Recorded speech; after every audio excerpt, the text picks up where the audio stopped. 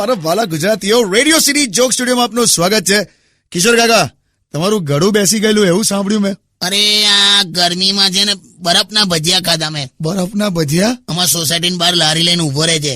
Ice cube લઈને ખીરામાં body ફટાફટ આમ તળીને આપી દે પડી આમ, એટલે ટેસ્ટ પણ આવે, ઠંડક પણ લાગે. પહેલી વાર સાંભળ્યું બરફના ભજીયા કાકા. મજા આવેલા, પણ એમાં ગળું બેસી ગયું મારું. તો મેં છે ને શું થયું, મેં ડોક્ટરના ઘરે ગયો. દરવાજો ઠોક્યો તો ડોક્ટરની વાઈફે દરવાજો ખોલ્યો. હવે ગળું બેઠેલું એટલે મેં પૂછ્યું, ડોક્ટર સાહેબ ઘરમાં છે? તો પેલી કે નથી, આવતા રહો. ખાલી મેં કીધું અવાજ બેઠો છે એટલે આ રીતે બોલું છું ભાઈ, મારું એ ટાઈપનું ઇન્ટેન્શન નહીં, એ રીતે નહીં પૂછતો મેં.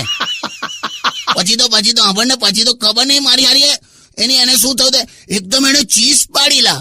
બહુ જોરથી પાડી? અલા કેવી, કબાટમાં ઊંઘની ગોળીઓ ઉઠી ગઈ હશે.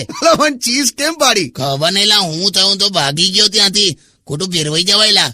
પછી કઈ નહીં, ગરમ હળદર વાળું દૂધ પીધું 2 દિવસ એટલે આવી રહ્યું બધું.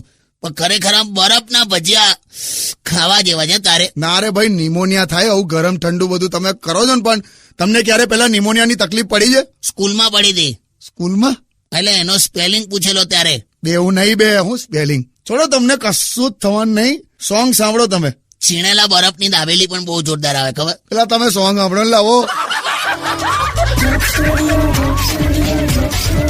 Only on